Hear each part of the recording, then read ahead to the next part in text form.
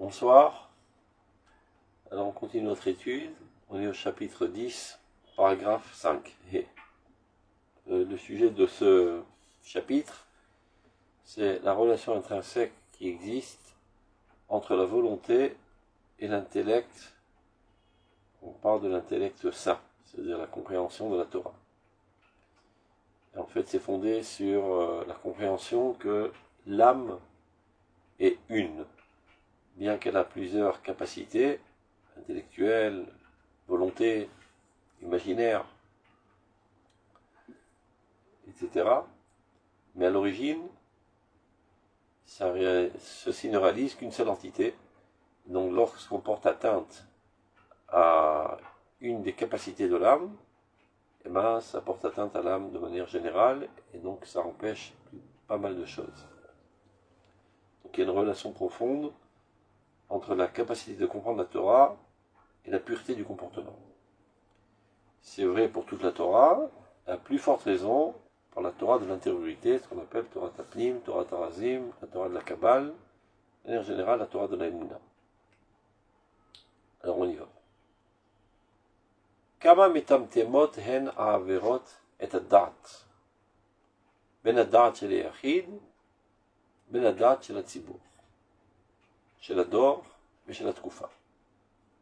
C'est-à-dire combien donc les péchés obstruent la connaissance. Mais tumtam en hébreu, c'est quelqu'un qui est idiot, c'est-à-dire qui a une incapacité de comprendre.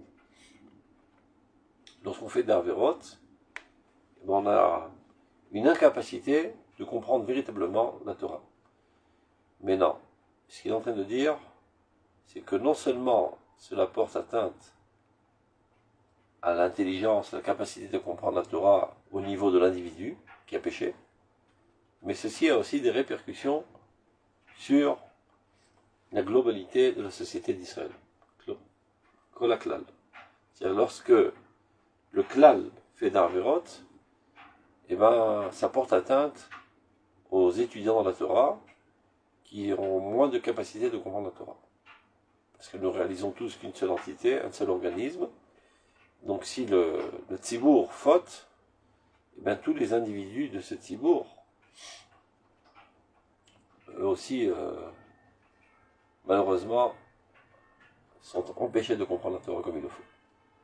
On reprend ce qui est marqué dans le texte. Combien donc les péchés obstruent la capacité de comprendre, que ce soit la compréhension. C'est l'intellectuel, la compréhension, etc. C'est non seulement l'intelligence de l'individu, mais aussi l'intelligence du collectif, de la génération et de l'époque. C'est-à-dire que lorsque le peuple d'Israël en tant que peuple fait un grand péché, et bien même les Talmidei Chachamim de cette génération sont restreints dans leur capacité de comprendre la Torah, vu que nous sommes tous une seule entité.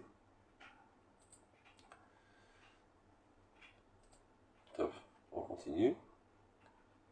Sheirida goremet ota tfisat hachayim. Shitafes ba'adam neged ruach ha'elyon hazorech alav. Neged דבר השם. הבא לו מכל מוצאיו, מן התורה, מן האמונה, וגם ממנהג אבות, מהסכמות הבריות, ומיושרו הפנימי, שהמשך העליונות, גם שבכל אלה הולך ונמשך מכל התוכן החי והמלא שברוחניות העולם ומלואו, בחוקי שמיים וארץ וכל הווייתם היותר יסודית, שנעשה האדם על ידם מדרס לצד העיוור שבו, לאותו הצד החלש, שאינו יכול להתגבר, עד כדי העומס של אחיזת החיים בסידורם, כפי התביעה השלמה שלהם, שהיא התביעה המרחקת את האדם מן החטא, המעמידתו ישר כאשר עשהו אלוהים, אז לא רק אל חלק אחד מחלקיו ירד ונשתקע, לא רצונו הראי נחלש, ורוחו במהותו וערכו, שכלו וכל אורח חיים שבו עומד על עומדו, לא כן הדבר, פניו כולם שונו.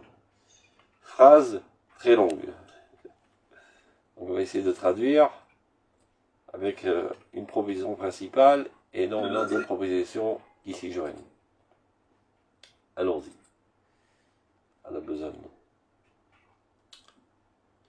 lorsque la chute, de quelle chute s'agit-il? Suite à la faute. Quelqu'un qui a fauté, ben qu'il sache qu'il ne se trouve plus au même niveau qu'il était avant la faute. Il a dégringolé, pas seulement ponctuellement concernant ce comportement interdit, mais la globalité de sa personnalité a chuté.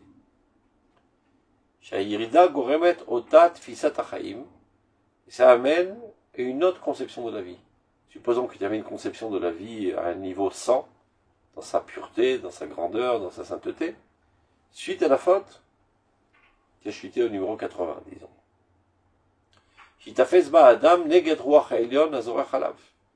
Et c'est comme si que l'homme maintenant se trouve emprisonné dans une nouvelle conception, bien plus basse, qui va à l'encontre de l'Esprit suprême, divin, qui rayonne sur lui, qui va à l'encontre de la parole de Dieu. Et il se sent totalement convaincu par cette nouvelle conception, qui en fait est contradictoire à celle de Dieu. Donc on parle de l'Esprit divin, qui rayonne sur lui, qui lui provient de toutes sortes d'origines, parce que Dieu communique avec nous par plusieurs canaux. Ça peut être par la Torah, par la foi, qu'on a de manière innée, la Emouna, les Minagavot, la tradition, l'Askamot Abriot, ce qu'on appelle les... On dit ça en français, Askamot Abriot, ce qui est les conventions, disons. Il y a des choses qui sont claires pour tout le monde, par exemple, qu'il ne faut pas voler, qu'il ne faut pas tuer, etc. Pas besoin d'étudier la Torah pour le comprendre, ce sont des conventions sociales. Et ça aussi, c'est la voix de Dieu qui apparaît à nous par le biais de ces conventions sociales. On parle des bonnes conventions, évidemment. Au milieu, Shra Penimi, sa droiture intérieure. Si on était véritablement à l'écoute de notre droiture intérieure, on se comporterait exactement comme il le faut. Car avant que la Torah n'eût été écrite sur un parchemin, elle est d'abord et avant tout écrit en lettres de feu sur notre âme. À tel point que Avraham Avinu était capable d'appliquer toute la Torah, bien avant que la Torah ne soit donnée au mont Sinaï. Il a juste été à l'écoute de sa droiture intérieure, de sa nature intérieure d'Israël. Chez Mshech HaIlyonut, Gam Shebechol Ele, Olech u'Nimshach Mikol HaTochen HaChai V'Amnei Shebechonut HaOlam U'Mlo.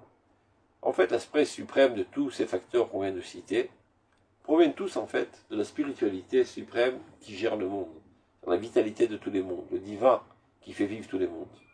Et c'est ça la source première qui nous enseigne le bien.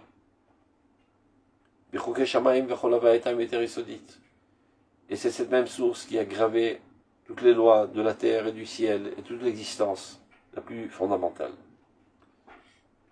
Et lorsque l'homme a fauté, eh ben, ça réalise un barrage qui l'empêche d'écouter le message divin à travers tous ces facteurs.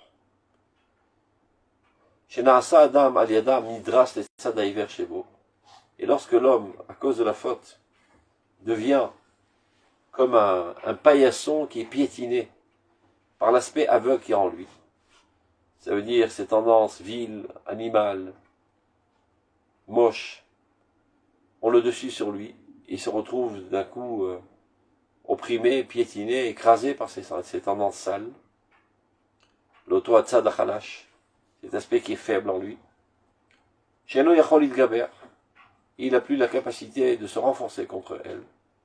Ad keder omet shel achizat hachaim, il n'a plus le courage de saisir la vie en son ordre le plus pur, qui fit atvia shlema shelahem, selon leur exigence la plus parfaite. Cette exigence intérieure, cette voix intérieure, ce qu'appelle l'égoïme la conscience, et nous on l'appelle Moussar Klayot, elle tend à nous écarter de toute faute, de toute mocheté, de toute bassesse. Cette force, Amaramidato Yashar Kachar Elohim, qui le maintient droit de la même manière que Dieu l'a créé. Car l'enfant lorsqu'il est dans le ventre de sa mère, dit Srazal, évidemment c'est une métaphore, il a une bougie sur sa tête, il scrute le monde d'une extrémité à l'autre, et il étudie la Torah. Ça veut dire que lorsque Dieu crée l'humain dans le ventre de sa mère, eh bien, directement est ancrée en lui cette nature divine, droite. Et après, quand il sort, là commencent tous les problèmes. Et on compte un monde pas tout à fait comme il faudrait être, des influences néfastes de la société, des cultures qui sont contre sa nature. Et c'est là qu'il trébuche. Mais cette voix intérieure te rappelle toujours qui tu es, quelle est ta nature, et c'est elle qui est censée t'écarter de toute faute et de toute bassesse. Donc lorsque l'homme a fauté, on aurait pu croire que seulement la force qui a permis la faute, c'est-à-dire la volonté, c'est la volonté qui fait bouger les membres, elle a été atteinte, et les autres forces ont gardé toute leur pureté. Eh ben non.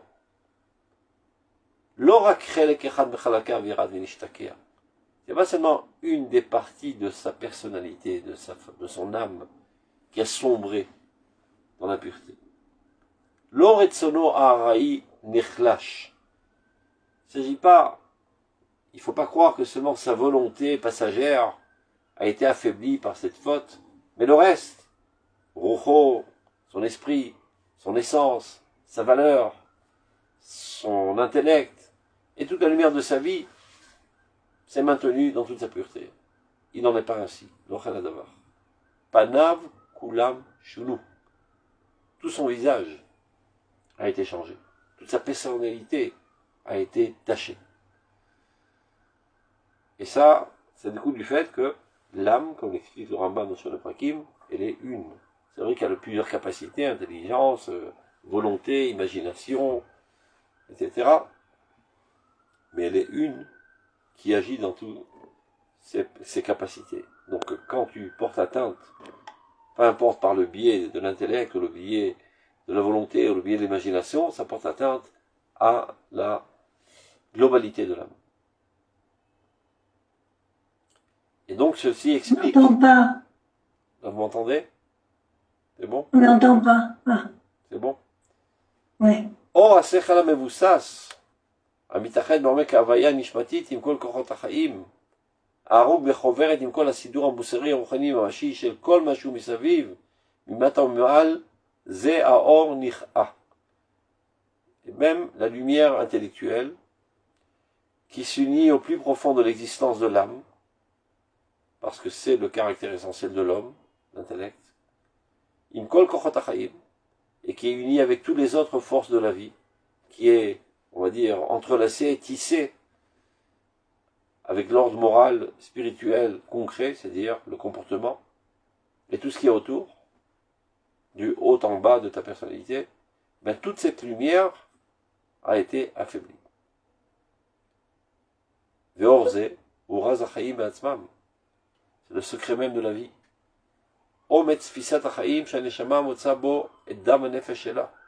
C'est la quantité de sang, on va dire, minimale et vitale, qui permet de vivre à notre personnalité, ce sefel. Et si lui a été atteint, on peut dire qu'on est presque mort.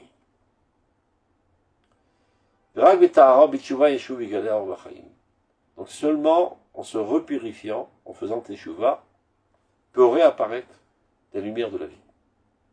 ולכן התשובה היא יסוד התרבות האנושית המחופשת כל כך. Toute la culture humaine qui est en quête constamment de vérité, de bonheur, etc., mais il faut qu'elle sache qu'elle ne réussira que lorsqu'elle sera profondément liée à la teshuva. On ne peut pas parler de véritable réussite en ayant des tares morales. Donc, pour résumer ce qu'on vient de voir dans ce paragraphe, qu'il y a une impossibilité totale de comprendre véritablement la Torah lorsqu'on faute. Car lorsqu'on faute, on ne porte pas seulement atteinte à un aspect de la personnalité qui est la volonté, ça porte atteinte à la totalité de la personnalité, y compris l'intellect. On parle évidemment de l'intelligence suprême qui est apte à comprendre l'intelligence divine, c'est-à-dire la Torah. Comprendre que 2 et 2 font 4, tu pourras toujours le faire. Faire de la mathématique, de la physique et de la philosophie même, tu pourras toujours aussi le faire, même si tu es une crapule. Il n'y a qu'à voir, il y a des grands savants qui ne sont pas toujours des gens très moraux, et ça marche quand même. Parce que ça, il ne s'agit que du sechel tarton, de l'intelligence plus basse, qui est l'intelligence rationnelle. Nous, on parle de l'intelligence qui est animée de Ruach HaKodesh, qui est nécessaire pour la compréhension de la Torah, car la Torah n'est pas une science humaine, mais une science divine, et on a en nous, miraculeusement, cette capacité de comprendre cette science divine à l'aide de l'intelligence de Ruach HaKodesh qu'il y a dans tout un chacun du peuple d'Israël, et c'est elle qui est atteinte lorsqu'on faute. Donc, on continue. Tous les paragraphes de ce chapitre parlent plus ou moins du même sujet, de la corrélation étroite qui existe entre la volonté et la capacité de comprendre la Torah. C'est-à-dire la volonté pure, et lorsqu'elle est atteinte par des fautes, ça porte atteinte à cette capacité de comprendre la Torah, de l'intériorité surtout. Averot amidot abiti mezukakot, en metam temot et alev. Les péchés et les vices, c'est-à-dire les vertus qui ne sont pas tout à fait au point, les traits de caractère qui n'ont pas été totalement épurés. Ben, il faut savoir que ça bouche le cœur. Le cœur dans la Torah, c'est pas seulement les émotions. D'ailleurs, il est marqué Velibo yavin veshav verafalo. Le cœur comprend.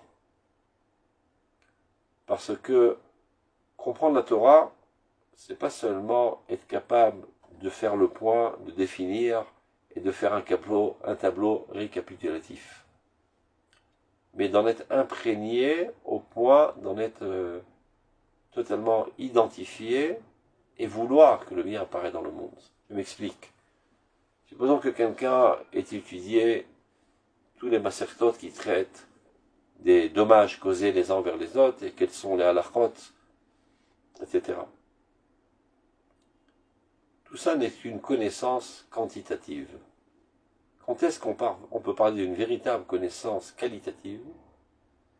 C'est seulement quand cela a effectué en lui une révolution dans sa volonté, à tel point qu'il a une aspiration très très forte que la justice apparaisse dans ce monde.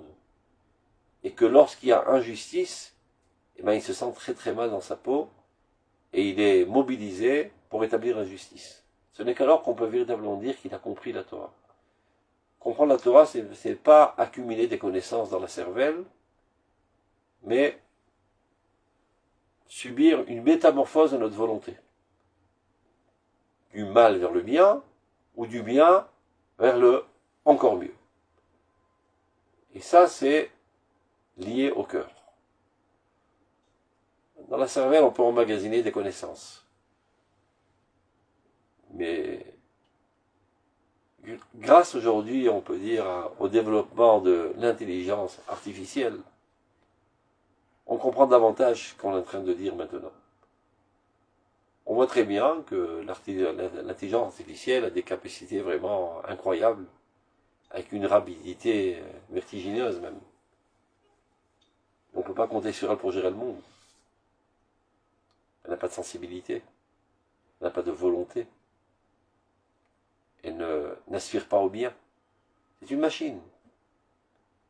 Il y a malheureusement des hommes qui sont conçus de la sorte, qui sont gérés par leur intellect sans aucun cœur. Et bien ils n'auront rien compris à la Torah.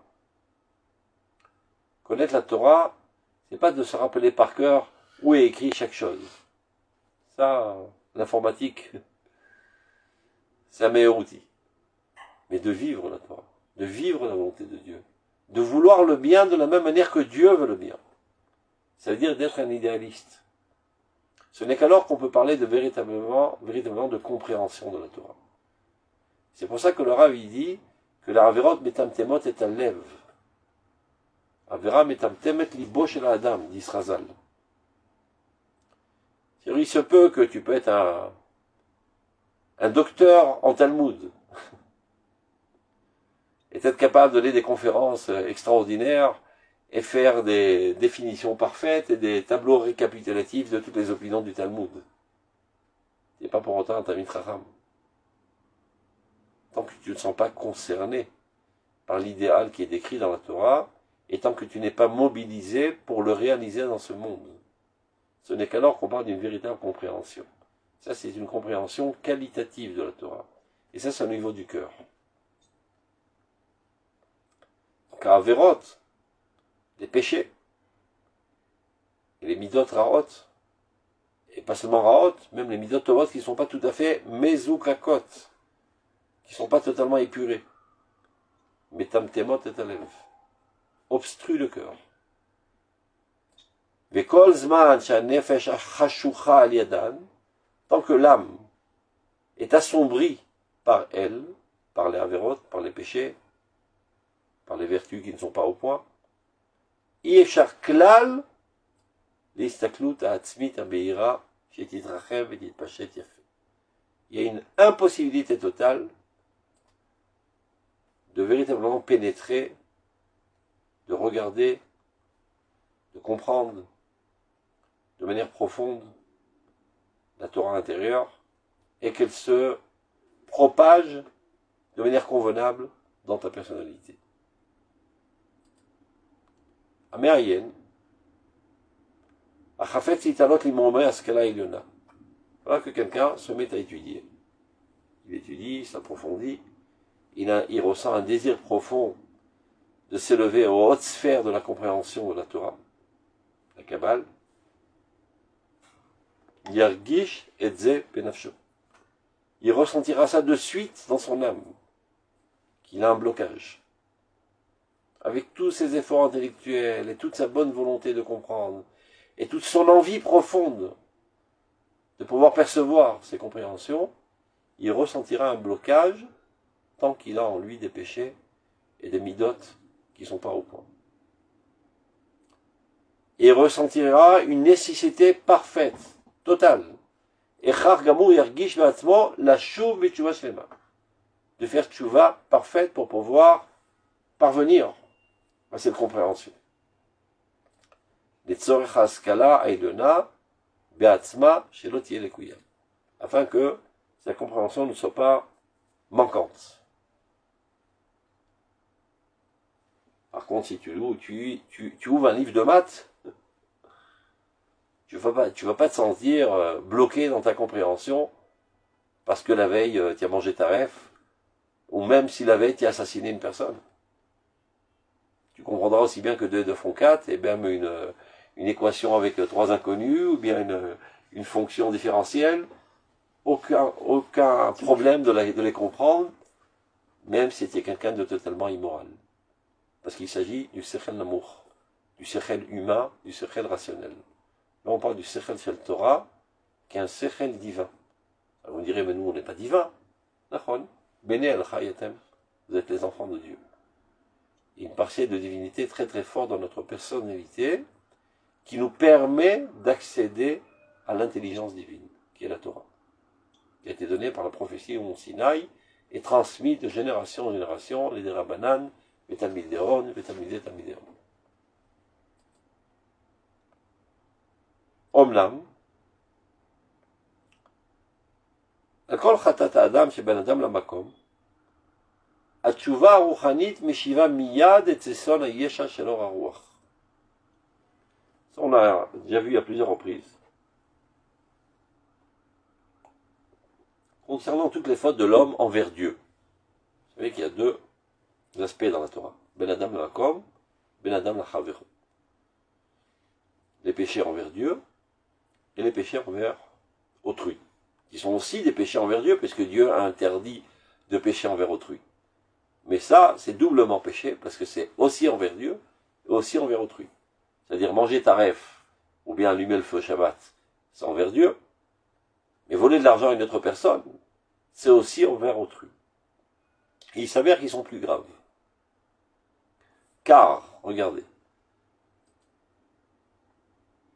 Kol Chatat Adam Sheben Adam Lamakom, les péchés qu'on fait envers Dieu, התשובה הרוחנית משיבה מיד את יסוד הישע שלו הרוח. La teshuva spirituelle, c'est-à-dire qu'il n'est qu'au niveau de la pensée. Quelqu'un a fauté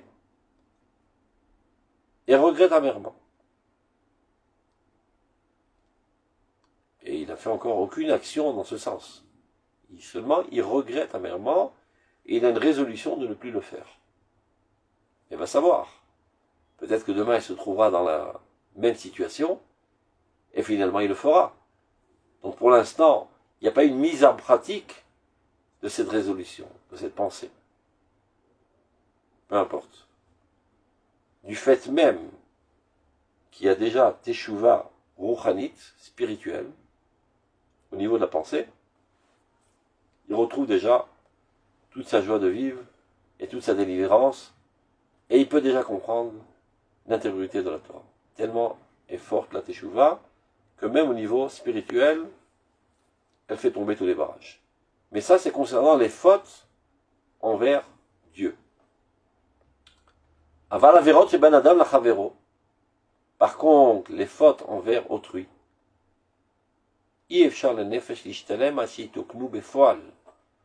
l'âme ne peut pas être réparée, donc elle est encore barrée, tant que tu n'as pas réparé de fait. Il ne suffit pas de regretter d'avoir volé de l'argent à ton copain, encore faut-il lui rendre de l'argent. Et tant que tu n'as pas rendu cet argent, tu es bouché, tu es bloqué, et cela réalise un barrage qui t'amène à une incompréhension totale de la Torah, de l'intériorité. Mais les familles, il peut arriver parfois que tu as des empêchements. C'est-à-dire que c'est vrai que de manière la plus sincère, tu regrettes amèrement d'avoir causé tort à ton prochain, de l'avoir volé de l'argent, ou même de l'avoir vexé en public. Mais il y a toutes sortes d'empêchements. Ça peut être un empêchement technique. Il n'y a pas d'argent pour le rembourser. Parce que tu as mangé tout l'argent, tu l'as tout dépensé. Ou bien, il n'est pas là, je sais pas, il a disparu de la surface de la terre, il s'est éclipsé. Ou bien, j'ai pas encore la force de caractère pour aller lui demander pardon. Mais je regrette amèrement.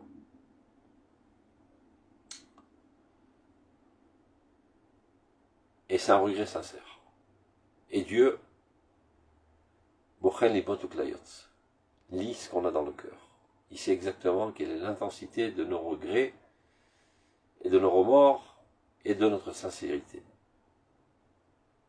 Donc parfois il y a des empêchements chez Yves Charles Idgaber Alem, qui pour l'instant on n'a pas la force de se renforcer contre eux, surmonter ces entraves. Et quand Zvancelonit Kenu, Emonim et Toradat. Et donc on a un gros problème, parce qu'on vient d'expliquer précédemment que tant qu'on n'a pas réparé de fait les fautes envers autrui, et bien ceci réalise un écran qui nous empêche d'être éclairés de la lumière de la connaissance divine. Donc ça fait boule de neige parce que ça empêche aussi la conscience de la justice. Et le désir même de la justice. Alors comment sortir de cette galère? J'ai péché envers autrui. Je devrais normalement, pour pouvoir enlever cette entrave, réparer techniquement au niveau de l'action. Et là aussi, j'ai un empêchement technique. Et ça m'empêche de comprendre. Le fait que ça m'empêche de comprendre, ça affaiblit aussi ma conscience de la justice et du bien. Et ça affaiblit aussi mon désir du bien. Comment m'en sortir de cette galère? Ikol Makom. Quoi qu'il en soit, malgré tout, Aliede Askama Chazaka. Si tu as un remords très très fort et une résolution très très forte de véritablement réparer au niveau de l'action. C'est-à-dire, je me promets que la première occasion, je lui rendrai l'argent.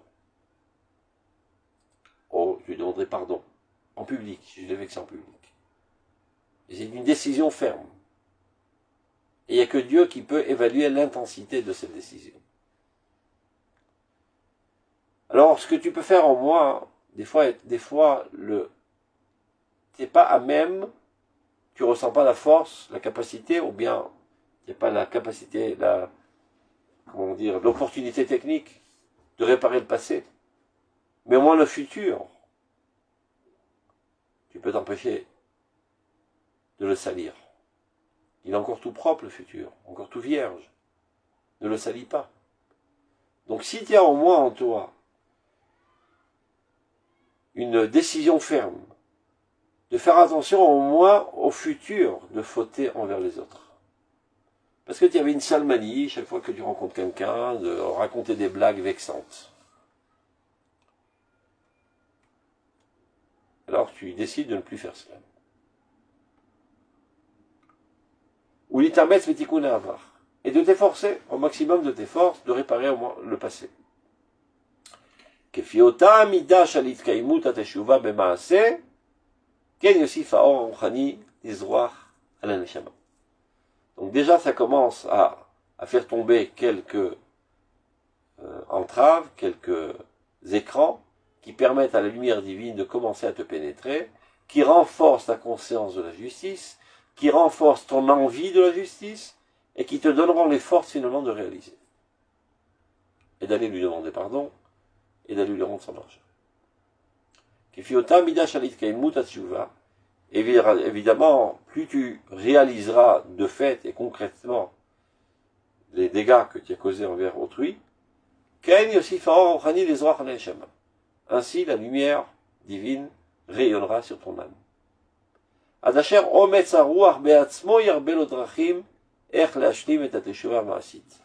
Et ceci lui rajoutera du courage, et il trouvera le moyen comment parfaire cette tchouva au niveau de l'action. Et tout ça, il le fait pour parvenir à ce bonheur intense que la lumière divine puisse résider dans son âme. Atsemeal, qui est tellement assoiffé de cette lumière. Bechol miluo, ou bechol tuvo, dans toute sa plénitude et dans toute sa bonté. Donc, alors résumons la Piska, on vient de comprendre que les péchés et les traits de caractère sales, ou bien même propres, mais pas tout à fait propres, pas tout à fait au point, réalisent un écran qui assombrit et qui empêche de comprendre profondément la Torah de l'intériorité et qui l'empêche, à plus forte raison, de se propager dans notre personnalité et d'effectuer en nous une révolution vers l'idéal. Et ceci, tout étudiant dans l'intériorité de la Torah le ressent automatiquement dès qu'il se met à l'étude. Il comprend, il ressent de suite qu'il y a un blocage. Et ceci le motive à aller faire tchouva. Après, il nous explique la différence qui existe entre les péchés envers Dieu et les péchés envers l'homme. Les péchés envers Dieu, comme on l'a vu précédemment dans tout le livre, Hirur Tchouva, une pensée de Teshuvah, est déjà une Teshuvah. Et déjà te fait adhérer à la joie et à la délivrance et te permet à la lumière divine de pénétrer ton âme. Par contre, envers autrui, il faut réparer au niveau de l'action. Mais que faire quand il y a un empêchement technique au niveau de l'action, ou bien même un empêchement psychologique? Alors au moins, décider de ne plus récidiver concernant le futur et faire de ton mieux concernant le passé. Et tout ce que tu réussiras à réparer concernant le passé retirera davantage des écrans et permettra à la lumière divine de te pénétrer, et ceci renforcera ton courage et ta personnalité, et finalement te donnera le moyen technique de réparer rétroactivement tous les torts que tu as causés à autrui. Et ainsi tu pourras à nouveau adhérer à la lumière divine la plus profonde. Zaïd. כשאדם מתנשא למרומי הרעיון, באים מיד העוונות וסותמים לפניו את האור העליונה. Quelqu'un qui commence à s'élever aux hautes sphères de la pensée divine. De suite, accourent tous ses péchés et le bloquent. empêche la lumière divine d'apparaître sur lui. Et ça, il le ressent de suite. Parce qu'il faut comprendre que la Torah de la Kabbale, c'est pas une étude comme une autre étude. Quand tu étudies un livre de maths, eh ben, toute l'information, elle est dans le livre. Les Avdil, Ben HaKodesh Lachol, et quand tu étudies la Gemara, eh ben, l'information, elle est dans le livre. Et c'est de là que tu puisses ton information, et tu t'en élèves, et tu t'en purifies. La Torah de la Kabbale, c'est Kabbalah. C'est une réception directement du ciel. Du droit HaKodesh. Quand le livre n'est qu'un moyen technique de créer cette chimie entre toi et la sainteté de la Torah, de l'âme de la Torah, qui permet une réception du divin, un enseignement du divin. Donc à plus forte raison que les péchés dans la Torah de la Kabbale réalisent un écran. C'est si dans le Talmud, tu peux penser, croire, comprendre, parce que tu as une certaine compréhension technique, comme je disais tout à l'heure, une compréhension qualitative, tu es capable de résumer les opinions, etc. Au niveau de la Torah de la Kabbale, ce n'est fondé que sur une ashra'a, sur la muse, sur un éclairement divin qui vient t'enseigner cette Torah. Donc, ou tu comprends pas, il n'y a pas une possibilité de comprendre partiellement et de pouvoir, on va dire, cataloguer les opinions différentes, etc. Donc si tu es sale par un péché, tu n'y comprends rien. Donc de suite, tu comprends que tu es bloqué. Maintenant, quand on parle de la Torah de la Kabbale, c'est pas nécessaire qu'il s'agisse seulement de la Kabbale dans son langage et dans son jargon spécifique, tel qu'il apparaît dans les livres du Harizal, etc. Même le Maharal, c'est de la Kabbale. Même le Kuzari, c'est de la Kabbale. Tous les livres du Rav Kook, c'est de la Kabbale. Dans un langage plus accessible, mais en fait, le message intérieur est tout lumière de Dieu, et on ne le comprend pas véritablement, comme j'expliquais tout à l'heure, ceci n'effectue pas une révolution dans ta volonté vers le bien, vers l'idéal, tant qu'on est sali de péché. Vous voyez bien, comme je l'ai dit, soumettez un texte du Rav Kook à l'intelligence artificielle, je vous promets qu'il va l'expliquer de manière parfaite. J'ai fait l'essai à plusieurs reprises. Il peut te traduire de manière parfaite en français, faire même des sous-sujets, des sous-catégories. Alors tu vois, il a tout compris. Et ben non, il n'a rien compris. C'est pas pour autant que demain, il va aller s'enrôler pour faire avancer ses idéaux. C'est une intelligence morte. C'est une intelligence sans vie. Une intelligence sans âme. Donc ça s'appelle chez nous ne rien avoir compris. Chez nous, Chacham, c'est la même valeur numérique que Chaim, que la vie. C'est Etz HaChaim. La Torah, c'est Etz HaChaim. C'est l'arbre de la vie. C'est quelque chose qui nous vivifie et qui emplit toute notre vie et qui mobilise notre vie vers cet objectif. C'est ça la Torah. Et ça, tu as une incapacité totale de le vivre tant que tu es sali avec des argonautes, avec des fautes. Donc chez Adam, mitnassé nimromé rayon, lorsque l'homme tente de s'élever aux hautes sphères,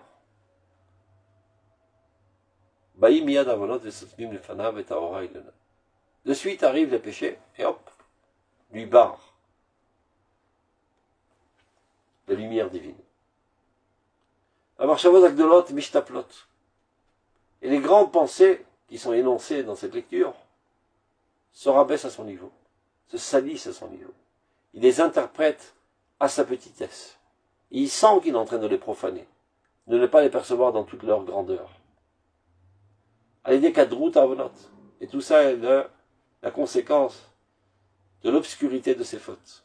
Areshumim bechadre alev, qui sont profondément ancrés dans les chambres de son cœur. Il y a un livre d'intériorité qui s'appelle Chesed l'Abraham, qui est l'arrière-grand-père du Chida. il dit la chose suivante. Kol kushya avera.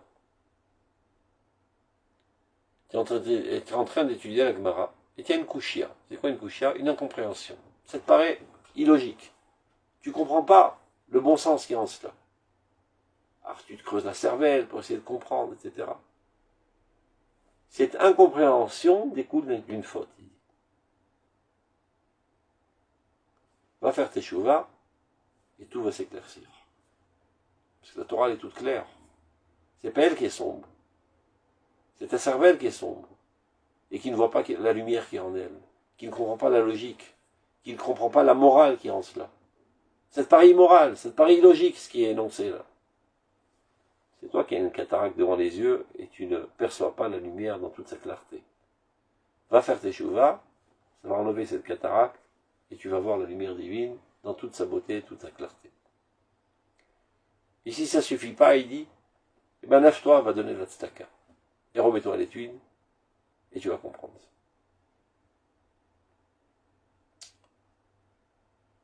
Il raconte même, je ne sais pas si c'est lui ou un autre rabbin, qu'il y avait un rabbin qui donnait des cours à ses élèves, et qui avant le cours, comme c'est l'usage dans les yeshivot, il leur donnait toutes sortes de sources à préparer, toutes sortes de textes à lire, à comprendre, pour qu'ils soient prêts au cours.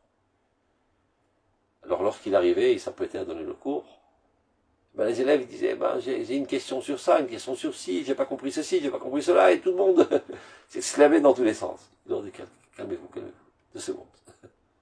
Il commençait à lire. Une fois que lui lisait le texte, tout s'éclairait. Toutes les questions s'évaporaient. Par sa sainteté, il faisait apparaître la lumière divine qui éclairait la cervelle de tous ses élèves.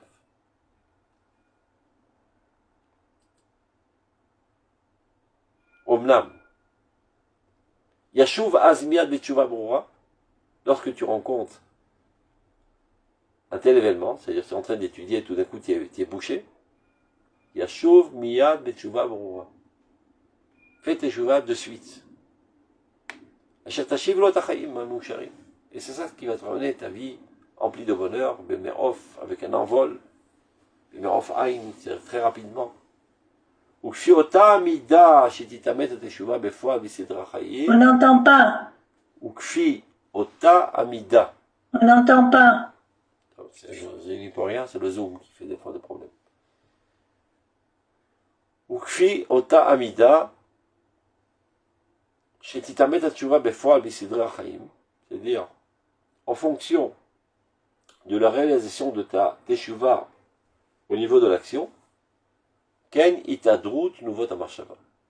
Ainsi, les fruits de ta pensée iront grandissant et en s'embellissant.